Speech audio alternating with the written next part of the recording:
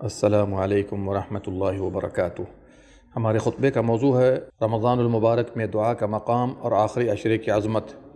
نحمدہ ونصلی علی رسولہ الکریم، اما بعد۔ مسلمانوں، ہر حال میں اللہ سے ڈرتے رہیں۔ ہماری خوش نصیبی ہے کہ رمضان المبارک کا مہینہ اللہ کا مہمان اور نیکیوں کا سیزن ہمارے ساتھ ہے۔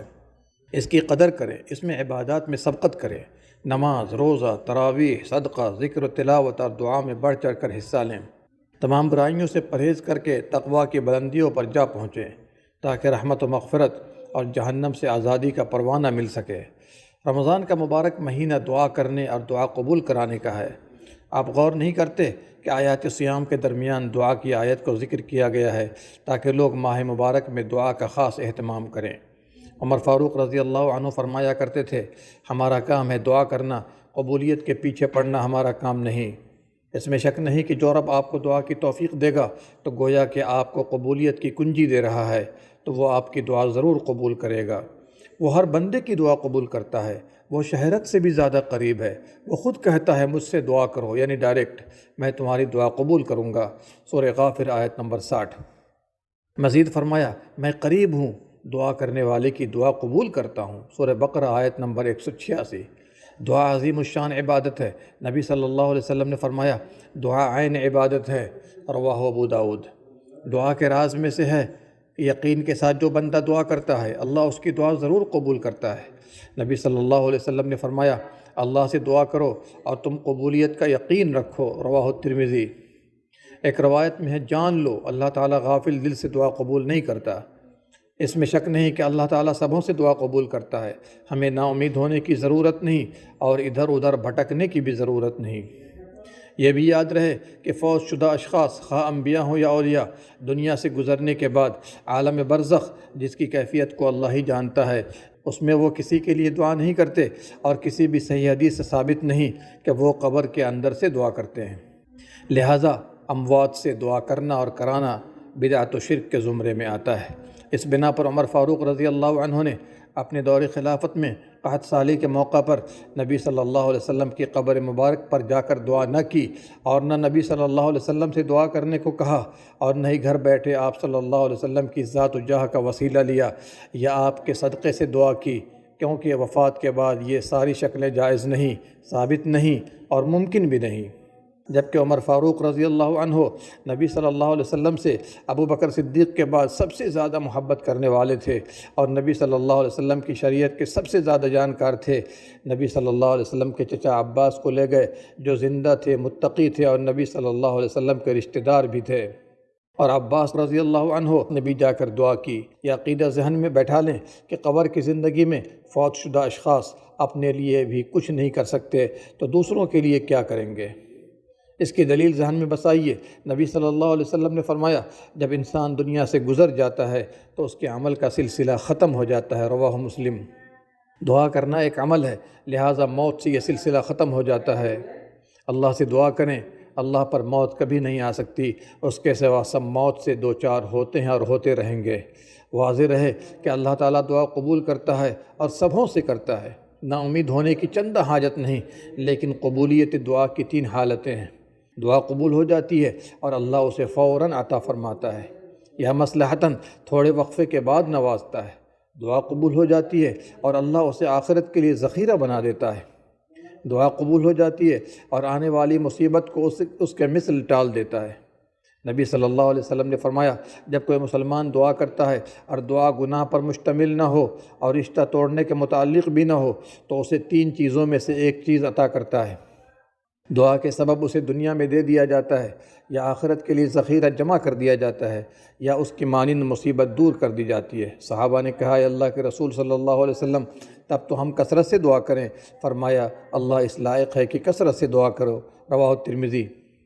ہم انسان بلا وجہ پریشان ہوتے ہیں کہ ہماری دعا قبول نہیں ہوتی، اور ہم رب کریم سے مایوس ہونے لگتے ہیں یا شرک کے دروازے کھٹکھٹانا شروع کر دیتے ہیں۔ مسلمانوں، دعا کے راز میں سے یہ بھی ہے کہ آخر تہائی رات کی دعا ضرور قبول کی جاتی ہے۔ نبی صلی اللہ علیہ وسلم نے فرمایا، رات میں ایک گھڑی ہے، اس میں بندہ مسلم اللہ سے دنیا و آخرت کی بھلائی کا سوال کرتا ہے تو اللہ اسے ضرور عطا کرتا ہے، اور وہ ہر رات کو ہے، رواہ مسلم۔ اسی طرح روز جمعہ کی ساعت قبولیت کے متعلق نبی صلی اللہ علیہ وسلم نے فرمایا، جمعہ کے دن ایک گھڑی ہے، اگر بندہ اس میں اللہ سے کچھ بھی سوال کرتا ہے تو اللہ ضرور عطا کرتا ہے۔ نبی صلی اللہ علیہ وسلم نے اپنے دست مبارک سے اشارہ کرتے ہوئے فرمایا، وہ تھوڑا سا وقت ہے۔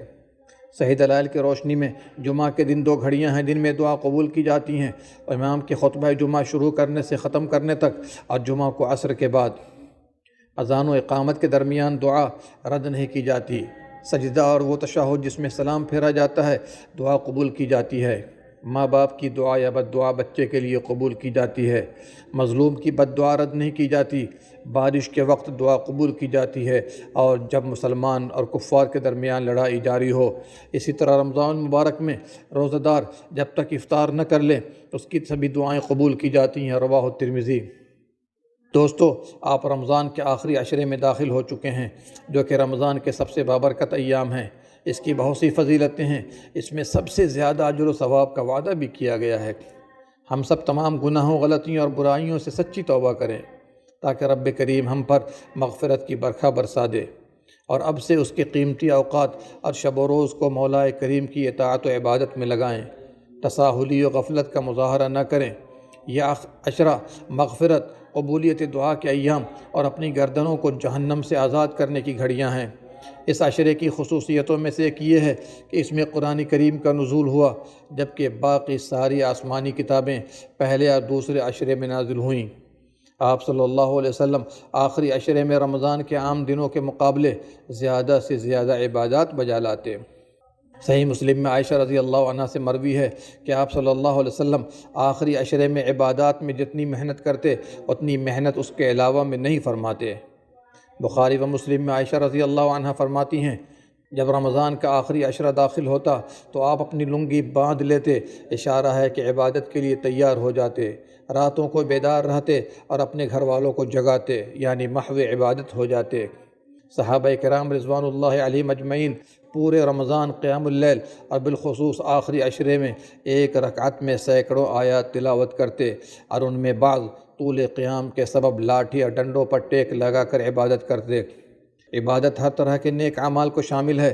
نماز، تلاوت قرآن، تہجد، اذکار، دعا، استغفار اور صدقات کو بھی شامل ہے۔ مذکورہ بالا احادیث میں اس بات کو واضح کیا گیا ہے کہ نبی صلی اللہ علیہ وسلم خود کو آخری عشرے میں عبادت کے لیے فارغ کر لیتے، راتوں کو لمبی نمازیں ادا فرماتے جس میں قیام، رکوع و سجود بڑے لمبے ہوتے، اور دعاؤں کا خاص اہتمام فرماتے۔ نیز آپ صلی اللہ علیہ وسلم اپنے اہل و عیال کو جگاتے۔ کون سے اہل و عیال؟ عائشہ، حفصہ، زینب، فاطمہ وغیرہ، جو نیکیوں اور عبادات میں سبقت کرنے والے تھے، تاکہ وہ بھی اس کار خیر میں شریک ہوں اور دائمی اجر و ثواب کے مستحق ہوں۔ یہ پاک باز خواتین جن کے جنتی ہونے کی شہادت قرآن و سنت نے دی ہے، وہ عبادت کرتی تھیں، تو ہمارے اہل و عیال اس کے بدرجہ اولیٰ مستحق ہیں۔ جیسے آپ بیوی بچوں کے لیے دنیاوی ساز و سامان اور ان کی ضروریات کا خیال رکھتے ہیں، ویسے ہی ان کے لیے اعمال آخرت پر حریص ہوں۔ اس عشرے میں ہم اور ہمارے اہل و عیال ایسے کاموں میں نہ لگیں جو بلا فائدہ ہو۔ کسی کو یہ پتہ نہیں کہ آئندہ سال اس مبارک ماہ اور اس مبارک عشرے سے ملاقات ہوگی یا نہیں۔ بھائیو، آخری عشرے کی خصوصیت میں سے یہ بھی ہے کہ اس کی طاق راتوں میں سے کسی رات کو شب قدر ہے۔ طاق سے مراد 21، 23، 25، 27 اور 29 کی شب ہے، جس کی فضیلت کے بارے میں اللہ تعالیٰ نے ایک مستقل صورت نازل فرما دی جسے سورہ قدر کہا جاتا ہے۔ اسی رات کو قرآن جیسی مقدس، محترم اور ہدایت والی کتاب نازل ہوئی۔ اس میں بندوں کے سال بھر کے اعمال، موت و حیات، رزق وغیرہ کا فیصلہ کیا جاتا ہے۔ اس بابرکت رات میں جبریل علیہ السلام اور بے شمار فرشتے رحمت و سلامتی لے کر نازل ہوتے ہیں، اور اس رات کی عبادت کا ثواب جیسا کہ ارشاد باری تعالیٰ ہے، لیلۃ القدر خیر من الف شہر، شب قدر 1000 مہینوں سے بہتر ہے، جس کی مقدار 83 سال 4 ماہ سے بھی زیادہ ہے۔ اللہ اکبر! اس رات کو پا کر اس میں عبادت کرنے سے 83 سال 4 ماہ سے بھی زیادہ مقبول عبادت کا ثواب ملے گا۔ بخاری و مسلم میں نبی صلی اللہ علیہ وسلم کا فرمان ہے، جس نے شب قدر میں اللہ پر ایمان رکھتے ہوئے اور ثواب کی نیت سے قیام کیا، اس کے پچھلے سارے گناہ معاف کر دیے گئے۔ شب قدر کو پانے کے لیے آخری عشرے کی کسی خاص رات جیسے شب 27 کو عبادت کے لیے متعین کر لینا اور دیگر راتوں کو سونا یا بات چیت میں گزارنا مناسب نہیں، بلکہ اس عشرے کی ساری رات کو قیام کریں۔ نبی صلی اللہ علیہ وسلم نے فرمایا، رمضان کے آخری عشرے کی طاق راتوں میں شب قدر تلاش کرو، رواہ البخاری و مسلم۔ بندے اس قیمتی رات اور اس کی فضیلت کو نہیں پا سکتے جب تک وہ ان 5 راتوں کا قیام نہ کریں اور اس میں نوافل، ذکر، دعا و استغفار اور صدقات و خیرات کا زیادہ سے زیادہ اہتمام نہ کریں۔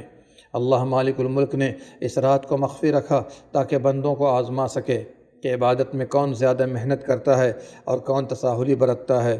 نبی صلی اللہ علیہ وسلم نے شب قدر کو یقینی طور پر پانے کے لیے 10 دن کا اعتکاف فرمایا۔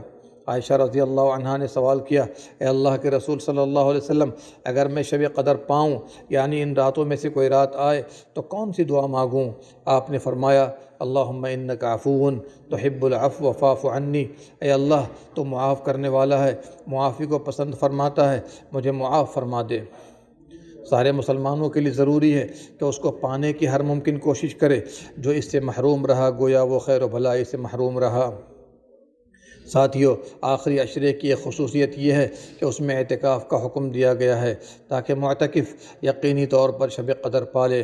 ساری ضروریات سے علیحدگی اختیار کر کے مسجد میں اللہ تعالیٰ سے لو لگانے اور عبادات بجا لانے کا نام اعتکاف ہے۔ آج سنت اعتکاف مفقود ہوتی جا رہی ہے، اس کا زندہ کرنا رمضان میں عمرہ کرنے سے بہتر ہے۔